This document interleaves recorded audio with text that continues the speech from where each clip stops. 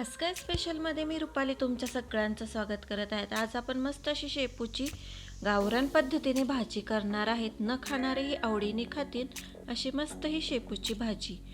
मुगाची डाळ टाकून खूप छान लागते।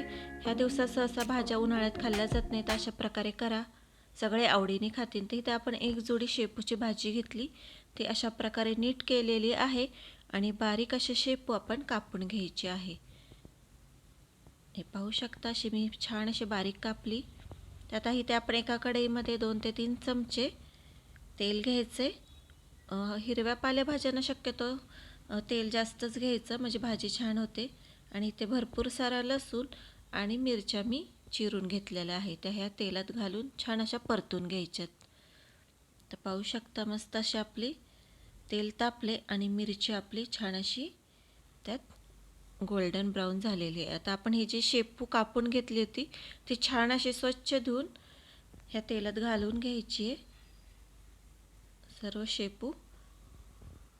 आणि आपल्याला जेवढ्या प्रमाणात डाळ हवी त्यानुसार इथे मी मुगाची किंवा तुम्ही हरभऱ्याचीही घालू शकता। इथे मी मुगाची घातली, ती पटकन शिजते। हरभऱ्याची डाळ शक्यतो अर्धा पाऊण तास आधी भिजवून घ्यावी लागते। आता इथे आपण हे छान सर्व मिक्स करून घ्यायचं आहे। अगदी झटकीपट होती ही भाजी आणि तेवढीच खायलाही छान लागते।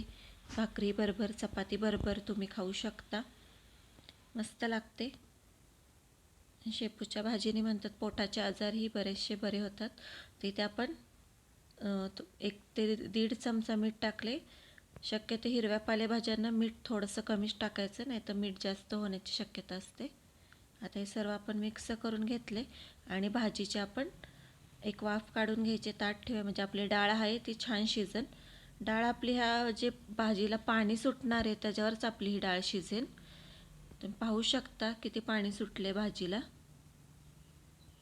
हे सर्व पाणी आपल्याला आटवून घ्यायचं आहे, म्हणजे आपली डाळ त्यातच शिजेल। मुगाची डाळ असल्यामुळे ती पटकन शिजते, खूप काही वेळ लागत नाही। अगदीच 10 मिनिटात ही भाजी आपली तयार होते। पाहू शकता पाणी असं आटत आलेलं आहे आपलं। तर आपण भाजी हलवून घेऊयात। पाहू शकता थोडंसंच पाणी राहिले, भाजीतलं पाणी ते आपण आटून घेऊयात। पाणी आटलं की आपण त्यामध्ये 2 ते 3 चमचे शेंगदाण्याचा कूट ॲड करायचा आहे। तुम्हाला नसन आवडत तर नाही टाकला तरी चालतो। आता हा शेंगदाण्याचा कूट घालून ही भाजी आपण मस्त अशी मिक्स करून घेऊयात। आणि वरनं थोडंसं आपण तेल टाकून घेऊया, म्हणजे भाजीची टेस्ट अजून छान वाढते। नॉर्मल थोडंसं तेल आपण घालून घेणार आहोत। ते पाहू शकता पाणी आपलं पूर्ण आटलेलं आहे। आता तेल घालून थोडीशी परतून घ्यायची भाजी। मस्त अशी आपली चमचमीत झणझणीत शेपूची भाजी तयार आहे। भाकरी बरोबर तर खूप छान लागते खाण्यासाठी। आता आपण एका बाउलमध्ये काढून घेऊयात। तुम्हाला जर ही रेसिपी आवडली असेल तर चॅनलला लाईक, शेअर आणि सबस्क्राईब करा। खूप सोप्या पद्धतीने ही भाजी होते, एकदा नक्की करून पहा।